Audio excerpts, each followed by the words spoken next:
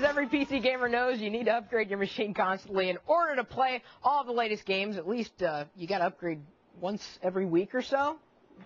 Maybe not, maybe once a year. Roger Chang knows a thing or two about upgrading. It seems like a vicious cycle. It never ends. I mean, you know, people always want to play the latest and greatest games. I mean, if you're fine playing Solitaire, Age of Empires, the original Quake, you know, you don't need to upgrade if it runs fine on your current PC.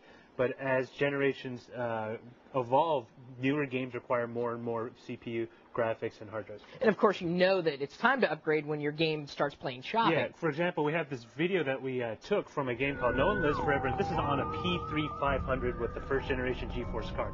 Back in the day, it was quite the machine, but you can see right now it's actually choking on this game. You can see it's totally unresponsive. I mean, it's absolutely no fun to play a game that responds 2 seconds after you move the mouse or hit a couple of keys. Especially if you plan on doing any online gaming. You want fast response time. Tied in with a broadband connection. You know, you don't want to sit there and be a sitting duck. All right. Well, let's go through a list of, unless, of course, the game you are a sitting duck. Let's go through a list of the upgrades that we should start with. The first one, memory. Memory. If you're around 128/64, upgrade to at least 256. All right. Now, if you can afford it, I would suggest 512. Because a lot of these games require just humongous amounts of memory.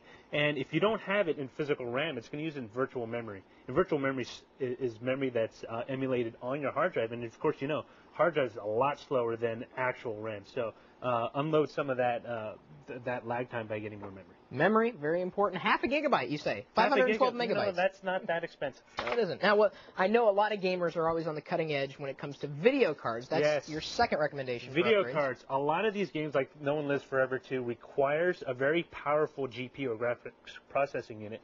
And the latest video cards, even something as simple as a GeForce 4 MX, for about $80 will fill the bill. It's not too bad, and it would not only improve your gaming performance, but it also at least make your graphics a little better. Like when you're in Windows, just doing regular stuff. I mean, granted, a lot of 2D stuff, might not look any better, but it will run a little smoother. True enough. All right, so that's the graphics card. Now, the processor. Processor.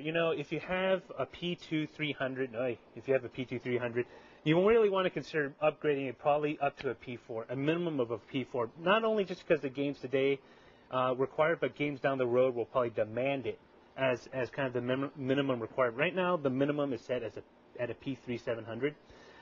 That bar is going to start rising, especially when Doom 3 comes out later this year, and that's just going to blow the walls off everyone else's machines because they require so much processing. You got to be careful, though. I mean, we don't have it displayed here, but the motherboard in which it sits in, you got to make sure it's compatible with the processor that you want. One quick side note, at this point, if you have a P2300 or something that old, just buy a new PC. There's no point in really upgrading the individual components because it's not cost effective. Right. Buy a brand new PC, $800. Now, you talked about virtual memory, and that, of course, is stored on the hard drive. Your next recommendation? Yes, hard drive. Another thing that you store on your hard drive, your programs. And if your programs aren't running very quickly off a very slow hard drive, it's probably because of your hard drive. And most people confuse hard drive, the storage space, with memory. Yes. See, programs are stored here. They run in here. Yes, but games are also very big. I mean, they're storage hogs. They require so much space.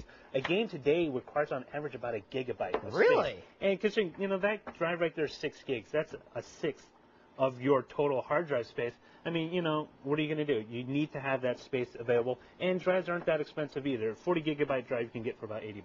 All right. Well, your last upgrade here is a sound card. Why would you want to upgrade sound? Well, if you have an older ISA card, the original Sound Blaster 68, old card, you want to consider moving up to a PCI-based sound card, like something like a Sound Blaster Live. But if you have basically buying a brand new system, at least an Audigy. Creative Labs Audigy or Audigy 2. Okay. And that's because those provide a lot more ability to provide surround sound or immersive sound gaming. So you can have multiple speakers and have it seem like you're in the middle of the action with arrows flying back and forth and side to side. So do you have an upgraded PC here? Yes. Let me show you the exact same game on this Alienware that's running a P4 2.5. So as you can see, same scene right now. As you can see, I'm moving very quick. Much smoother. Much smoother, and then I can pick this one guy off right here. Whoops. Got him on the elbow. Oh, got this guy right here. Better. Shoot him in the back. Gotta shoot him in the back. Don't want him facing me. This gun. But as you can see, it's just a lot smoother. It's not jerky. I can actually move around without me worrying about getting shot in the back because I can. see anything, and this guy's, of course, taking it out on me. Wow, But, Raj, you're pretty good. hey, it's a demo. I'm just started. I just started. Okay, let's recap and go So- through all the components that you want to All upgrade. right, again, memory. If you can afford it, you want at least 512, but minimum 256.